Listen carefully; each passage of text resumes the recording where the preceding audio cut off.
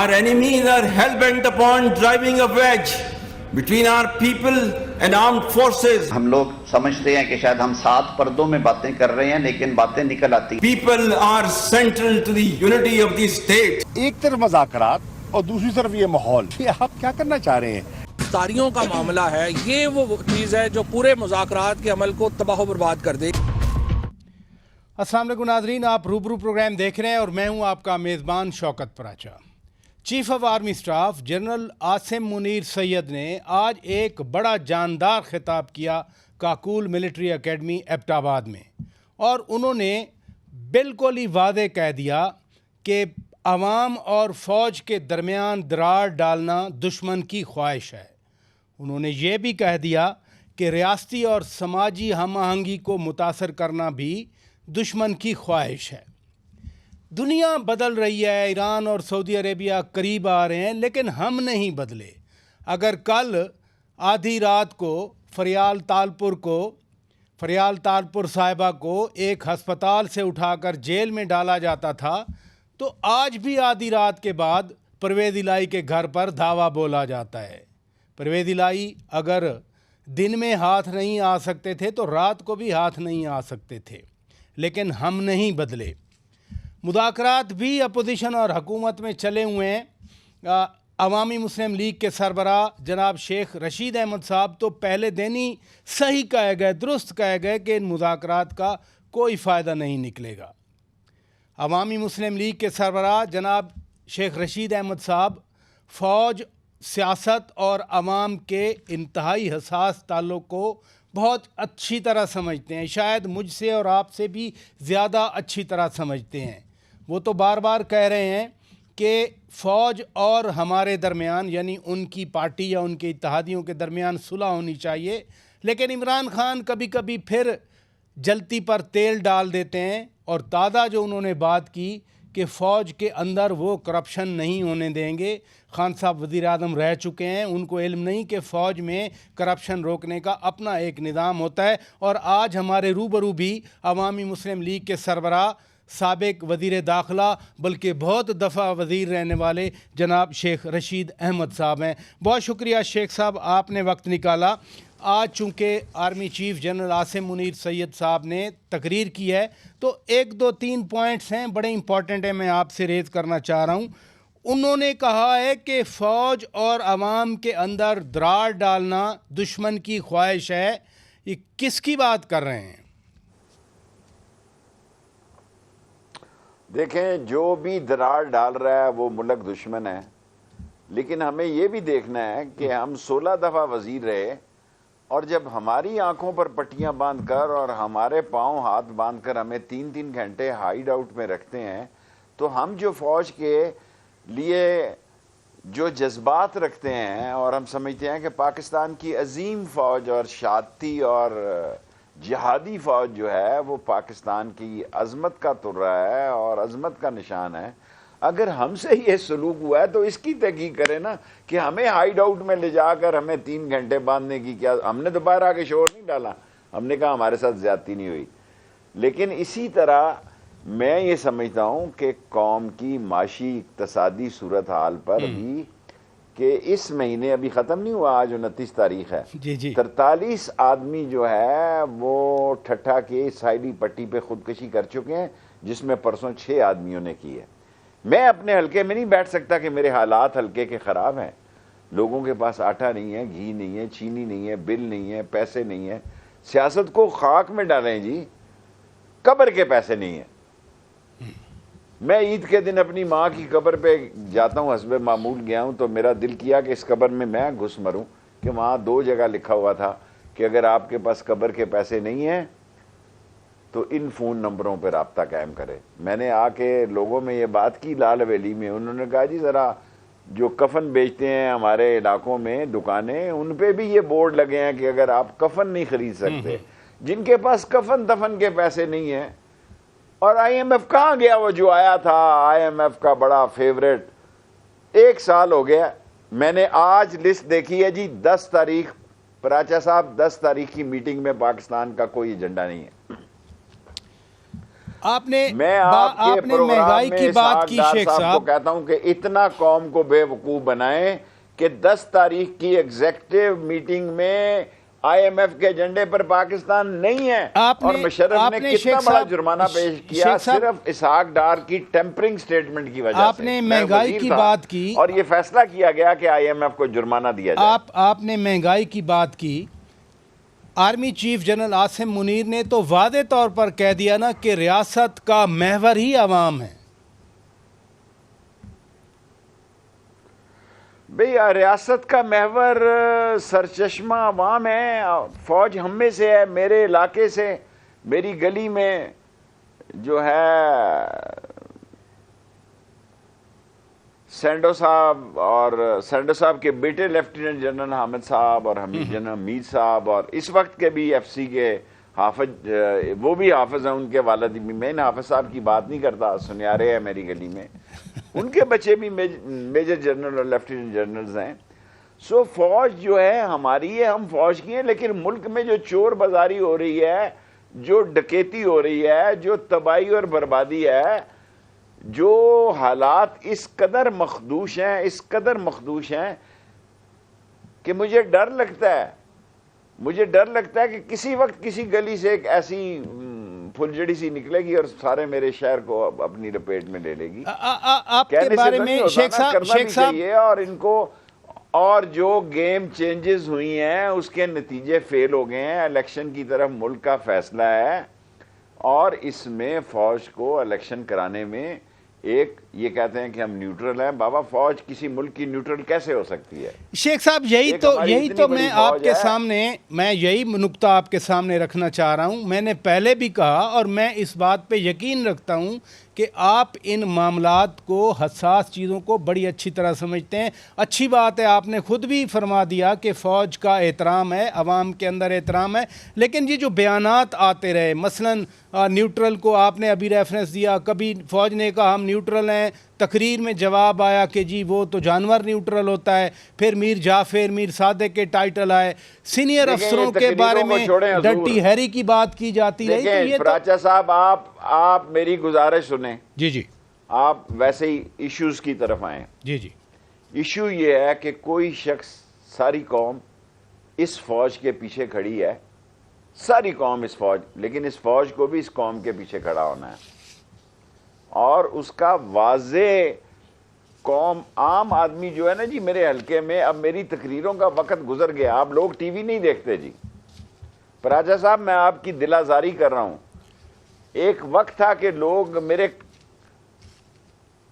T V پروگراموں پہ آ کر بات کرتے تھے، ہر آدمی کی جیب میں تو ٹیلی فون ہے جی۔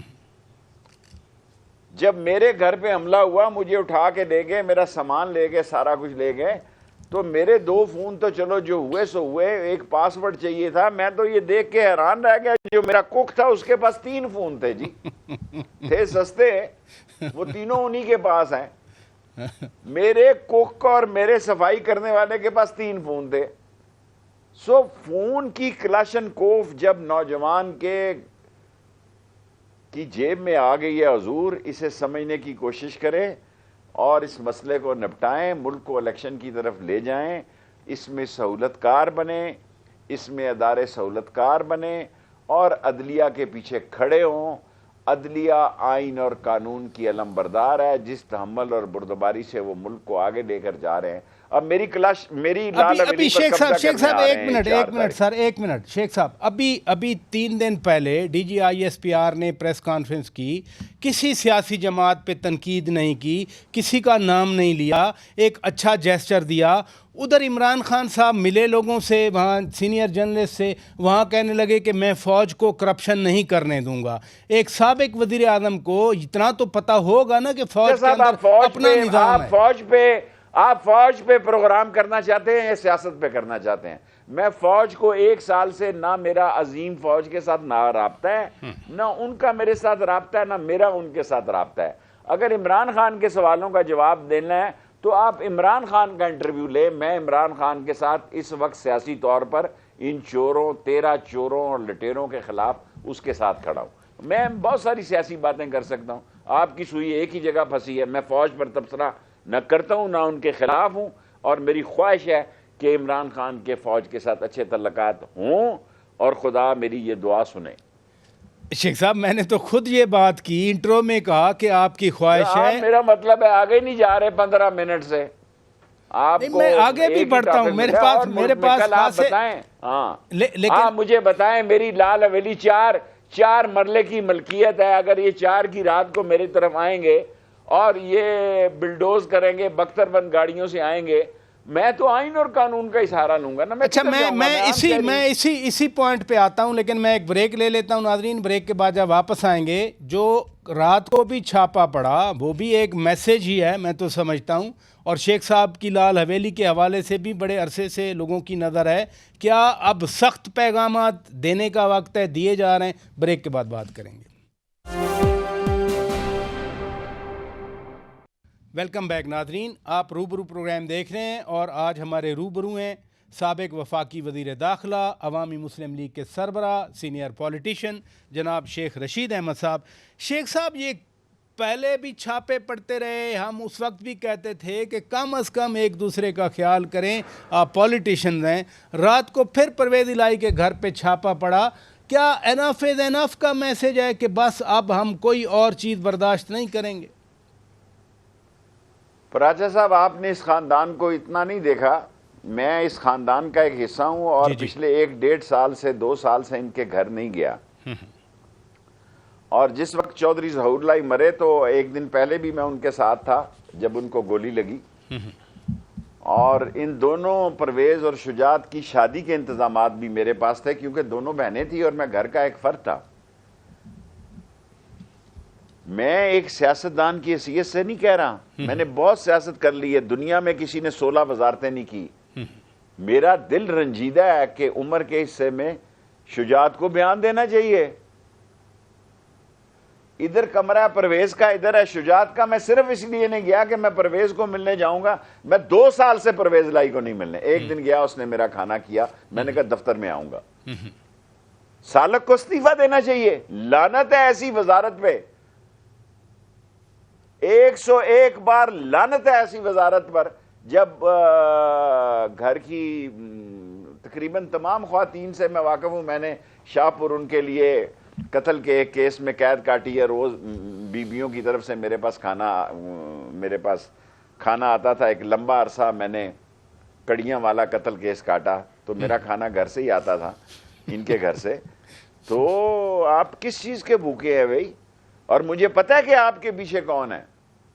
آپ کے پیچھے محسن نقوی ہے. وہ ڈی جی اینٹی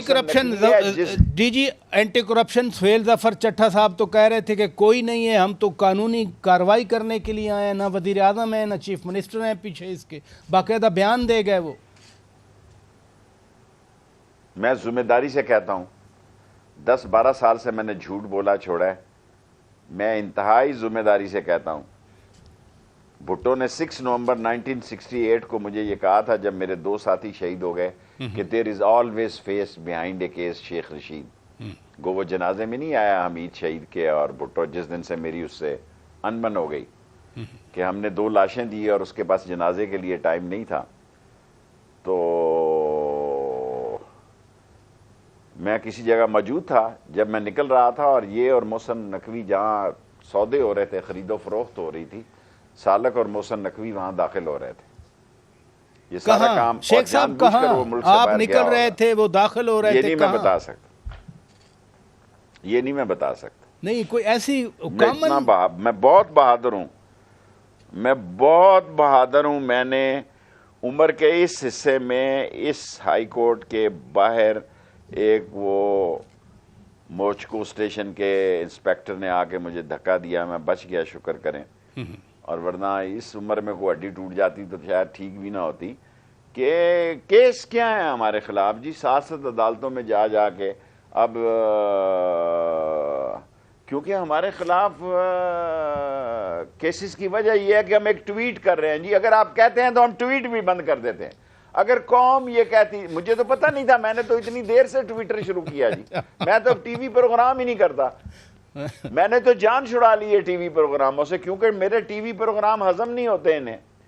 اور پھر کو کیس نکل آتا ہے. میں تو کوئی اتنی بڑی پارٹی نہیں رکھتا. پرویز الہی کے گھر پر چھاپے کے بعد پرویز الہی کے گھر پر چھاپے کے بعد پھر لال حویلی کا آپ کو ایک خطرہ آپ محسوس کر رہے ہیں؟ نظر تو بڑے عرصے سے ہے لوگوں کی. 2-3 دفعہ انہوں نے کوشش کی ہے, ایف آئی اے آئی ہے, پھر ایف آئی اے کو ہائی کورٹ نے کہا کہ تم مامے لگتے ہو لال حویلی کے, سو ہم نے ہائی کورٹ سے کیس جیتا ہے. اب یہ 4 تاریخ کی رات کو حملہ کرنا چاہتے ہیں, وہاں پہ قبضہ کرنا چاہتے ہیں. کون؟ سو میں ابھی سوچ رہا تھا, بے وقوف لوگ. دیکھیں عمران خان کو مقبولیت کی معراج پر اور مضبوطی کی معراج پر ان بے وقوفوں نے دگنا کر دیا 1 سال میں. شاید عمران خان اتنا مقبول نہیں تھا جو ان کی مہنگائی, بے روزگاری اور معاشی تباہی, اور آئی ایم ایف سے نکلا بھی کچھ نہیں. وہ ایک بلاول بھٹو ساری دنیا کے دورے پہ ہے اور 6 جگہ شہروں پہ میرے اوپر کیس کیے ہوئے ہیں. شیخ صاحب یہ آپ مہنگائی کی بات کر رہے ہیں, آپ مافیا کی بات کر رہے ہیں. جب آپ کابینہ میں تھے, شوگر آپ کے سامنے سکینڈل آیا, آٹا سکینڈل آپ کے سامنے آیا, آپ خود اس پہ بات کرتے رہے, آپ نے مجھے بھی میرے انٹرویو میں بتایا. پھر عثمان ڈار کے اوپر, عثمان بزدار کے اوپر, فرا گوگی کے اوپر, پرویز خٹک کے اوپر, مالم جبا کا کیس, بی آر ٹی کا کیس, یہ سارے کیس تو بنے. اب عمران خان کہتے ہیں کہ میں فوج کی کرپشن برداشت نہیں کروں گا. اپنے لوگوں کے بارے میں نہیں سوچتے کیا؟ اب چونکہ خود آپ نے عمران خان کی بات کر دی. دیکھیں آپ کتنے دفعہ یہ جملہ دہرائیں گے اپنے پروگرام میں؟ آپ 4تھی دفعہ یہ جملہ کہہ رہے ہیں. آٹا اور گندم اور چینی غلط ایکسپورٹ ہوئی, اس کے خلاف میں نے نوٹ لکھا ایز اے منسٹر, میرا جو مجھے رائٹ تھا. آپ نے کابینہ میں اٹھائی یہ بات, ہم نے اپریشیٹ کیا, آپ نے کابینہ میں اٹھائی یہ بات. ٹھیک, وہ غلط فیصلہ تھا. باقی اگر کسی نے گاجریں کھائی ہیں تو اس کو آپ پھکی دیں جی, پھکی دینے میں کیا حرج ہے. لیکن یہ تو نہ کریں کہ اپنے 1100 ارب روپے معاف کریں. آپ تو کہہ رہے تھے کہ ہم جدہ سے سیدھا پاکستان آ رہے ہیں, میں پاکستان کہہ رہا تھا یہ نہیں آ رہے حضور, ان کی تندور میں بوٹیں جو روٹیاں لگنی ہیں ابھی. ویسے کیوں نہیں آئے حضور؟ یہ ڈرامہ, میری بات, یہ پرائم منسٹر, اس سے بڑا عہدہ آپ اس کو کیا دیں جو اس کا بھائی واپس آ جائے؟ مجھے بتائیں نا, اس سے بڑا کوئی عہدہ ہے؟ 1 سال سے پاسپورٹ اس کو مل گیا, آفیشیل پاسپورٹ مل گیا. حوصلہ چاہیے, بزدل لوگ ہیں یہ. اور ایک صفت جو ہے وہ بالکل قمر جاوید باجوہ کہتا تھا کہ شہباز شریف میں بڑی انکساری, کیونکہ یہ لیٹ جاتے ہیں, یہ 90 کے زاویے سے لیٹتے ہیں. آپ یقین جانیں لیٹنے کے مسئلے میں نواز شریف میں پھر بھی کوئی کردار ہے, وہ پھر بھی گھٹنوں کے بل لیٹتا ہوگا. یہ تو پنجوں سمیت 90 کے زاویے پہ لیٹ جاتا ہے شہباز شریف, اور لیٹا ہوا ہے, چابی کا کھلونا ہے, یہ چابی سے چل رہا ہے. جتنی دیر تک چابی چلے. دیکھیں نا, ایک طرف آپ یہ کہتے ہیں کہ سرچشمہ جو ہے طاقت کا عوام ہے, اللہ آپ کو عزت دے, اس سے بڑی کیا بات ہے. اور دوسری طرف یہ چابی کے کھلونے جو ہے, یہ کیا کہتے ہیں مجھے ذرا کہنے دینا. یہ کہتے ہیں بلکہ حلف کے ساتھ ہی کہ ہم 3 ججوں کو نہیں مانتے. جی اس پر بھی تو بات کریں نا, یہ سمنا فرمانی شروع ہو چکی ہے اس ملک میں. اگر یہ سپریم کورٹ کے 3 ججوں کو نہیں مانتے تو میں اس وزیر اعظم کو ٹھڈے پہ لکھتا ہوں, اس ٹھڈے پہ لکھتا ہوں اس حکومت کو, کیونکہ یہ شیخ صاحب ابھی ججز کے کنڈکٹ کو, ٹھہر جاؤ یار, ججز کے کنڈکٹ کو قومی اسمبلی میں ڈسکس ہی نہیں کر سکتے. یہ آرٹیکل 6 کے تحت ڈسکس ہی نہیں کر سکتے. اور بلاول کہہ رہا ہے کہ ان کو طریقے استحقاق کی کمیٹی میں لے کے آؤ. اور سب سے خطرناک بات کہنے لگا ہوں پراچا صاحب, جی فضل الرحمان نے کہا یہ ہندو کا ہتھوڑا, کیونکہ یہ تو ہندوؤں کے ہی ساتھ تھے نا وہاں پہ, پاکستان بنانے کے تو یہ حامی نہیں تھے.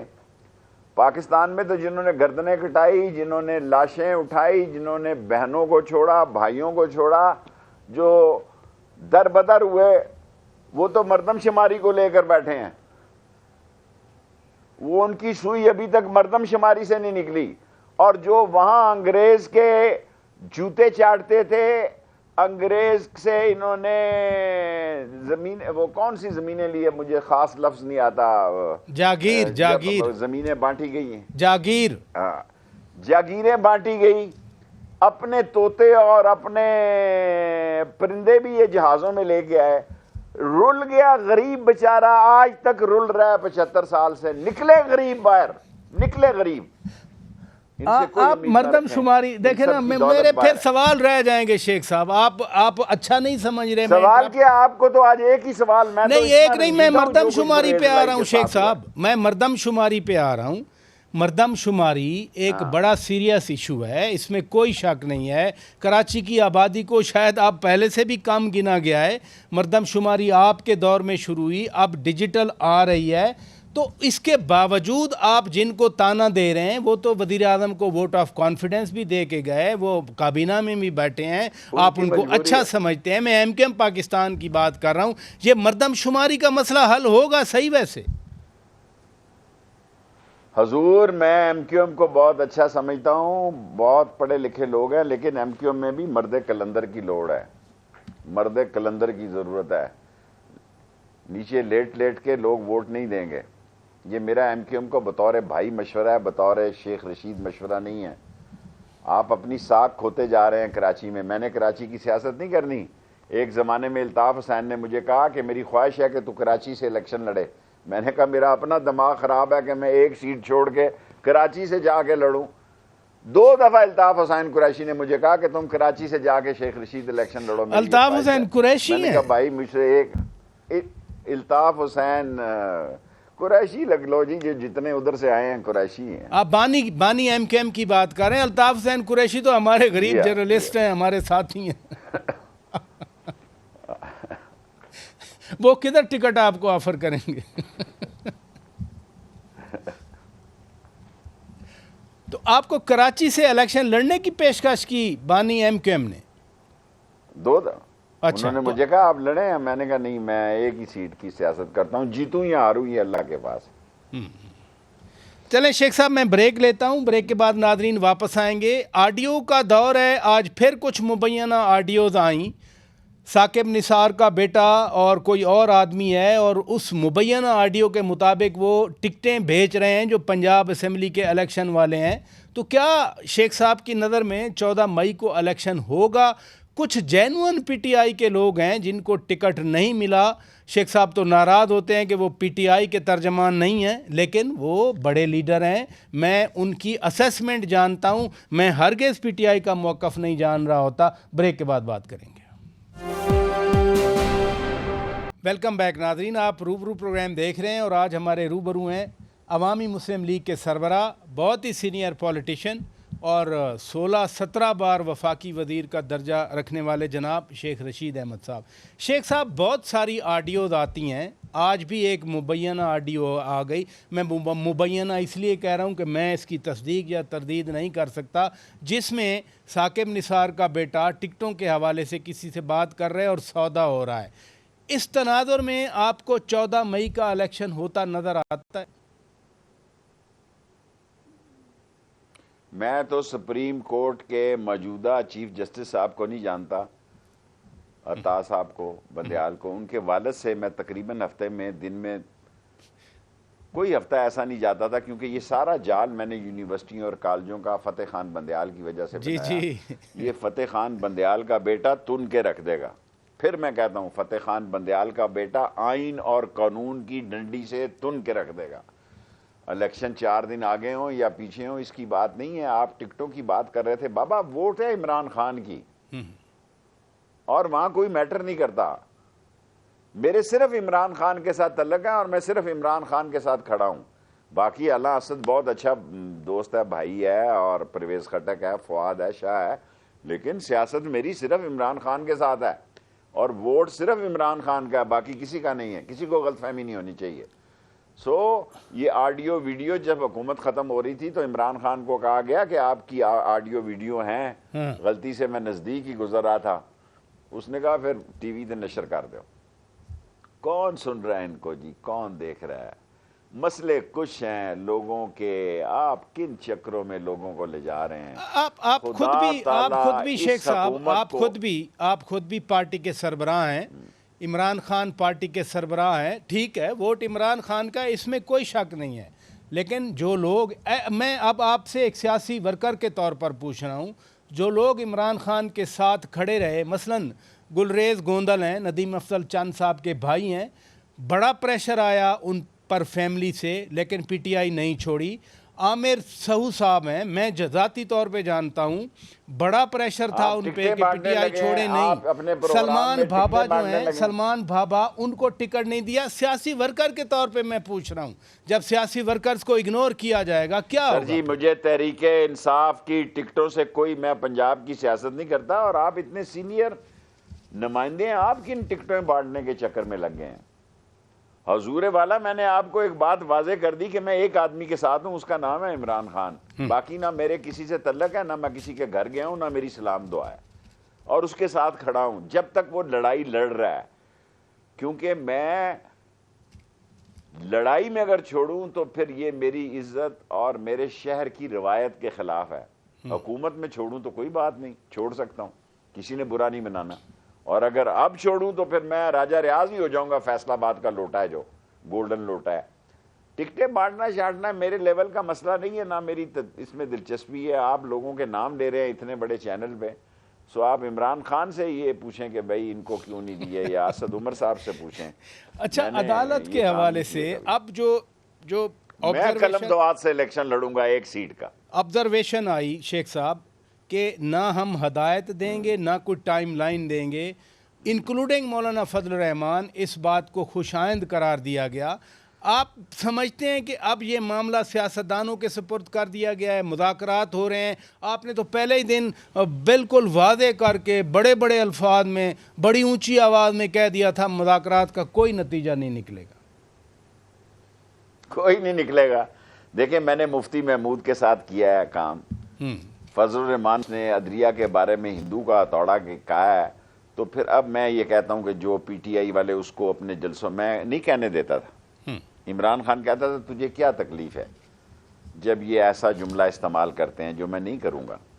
میں نے کہا یار ایک عالم دین ہے، اچھا نہیں لگتا، لیکن اگر چیف جسٹس کے ہتھوڑے کو فضل الرحمان ہندو کا ہتھوڑا کہے تو ان کے اندر سے ان کے اندر ابھی تک وہی جراثیم ہے جو پاکستان بنانے کے وقت پاکستان کی مخالفت میں تھے۔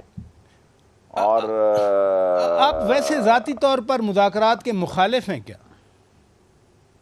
نہیں، بالکل نہیں، لیکن یہ کامیاب دیکھیں نا، ایک طرف آپ مذاکرات کر رہے ہیں، کل ہائی کورٹ میں آیا کہیں عمران خان 33 بندے باہر سے پکڑ لیے، یار تم کیا چاہتے ہو؟ بندے بیچارے فارغ ہیں، وہ آ گئے ہیں اس کی محبت میں کورٹ میں، آپ نے وین ہی بھر لی۔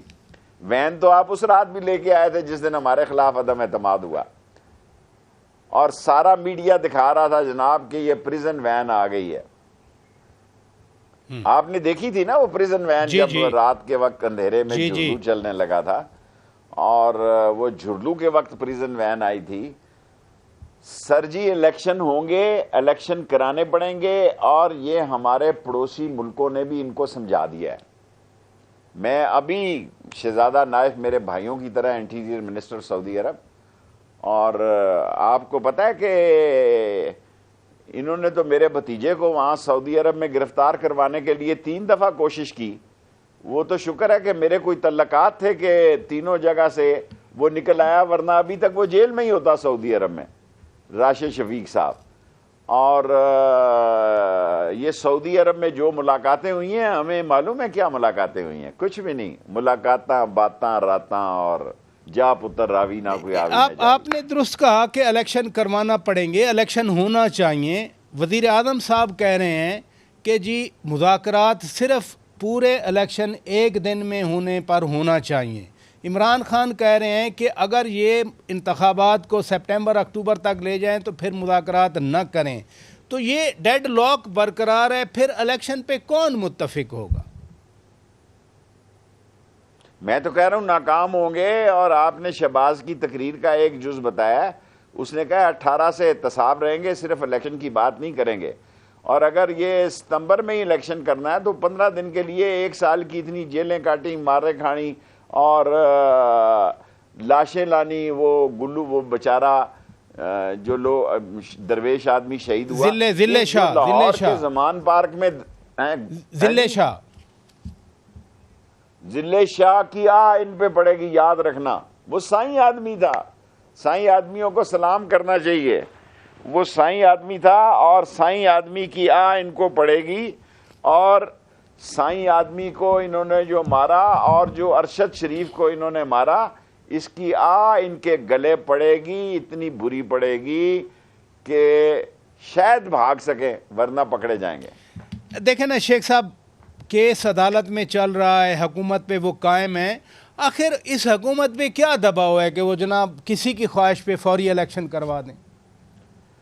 90 دن کے فراچا صاحب کسی لائر سے پوچھے کہ 90 دن کے آگے الیکشن لے جا رہ سکتے ہیں؟ اگر سپریم کورٹ ایکسٹینشن دے دے اور بات ہے، میں بھی سیاست چھوڑ دوں گا.